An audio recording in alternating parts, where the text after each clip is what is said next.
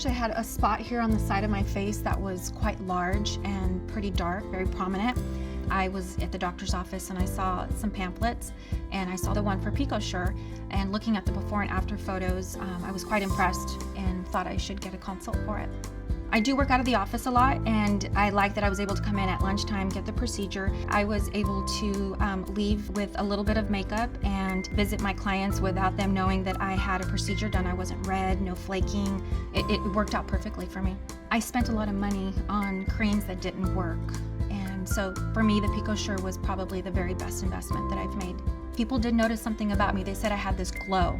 Before PicoSure, my skin felt very dull, and I felt as though I had to wear a lot of makeup. And after PicoSure, it feels so much brighter, and I look refreshed. And to be honest with you, I look a lot younger than I did before PicoSure as well.